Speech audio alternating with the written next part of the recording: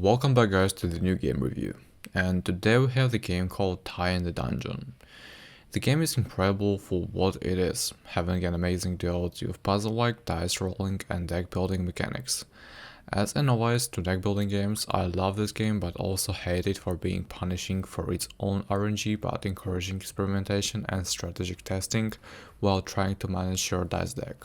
There may feel like a lack of content as there are only 3 playable heroes so far, and there is a lot of possibilities for other dice ideas, characters, playstyles and relics, but they are very open and honest about the fact this is an early access release that is playable on the spot with the core mechanics well established and some very nuanced and exciting mechanics that totally change around your gameplay.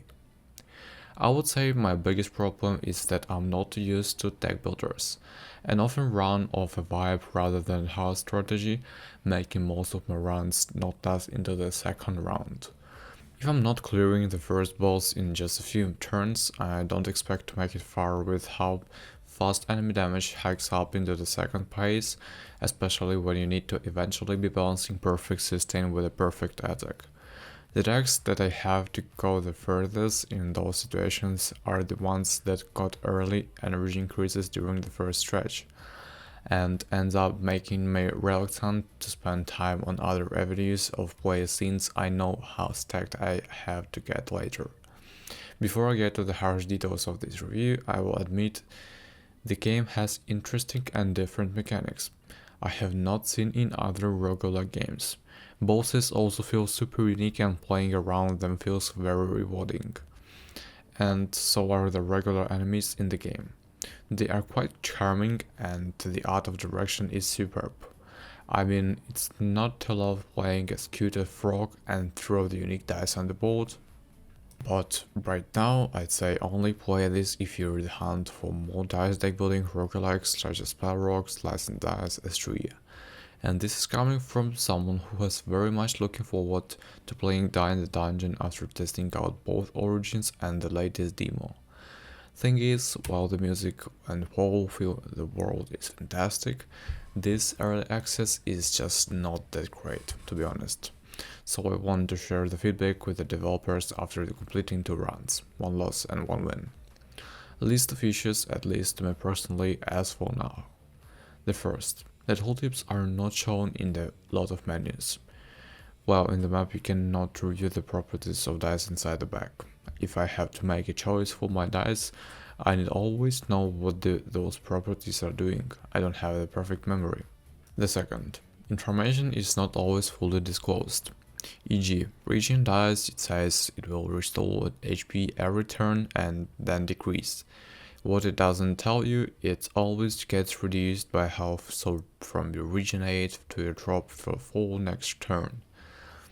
Dice drafting after beating normal enemies is not exciting enough. Seriously, both my runs had a very few dice because most dice offered either have crappy properties or they are just basic versions. The most exciting dice usually come from the act bosses, but I'd wish at least elite fights offered the cool dice too. Runtime is super long. Maybe I'm stupid and need the time to think, but Jesus, both runs ended up lasting about 2 hours and 50 minutes, and I lost the first run because of the normal enemies trapping me after unlucky dice pulling the end of Act 3.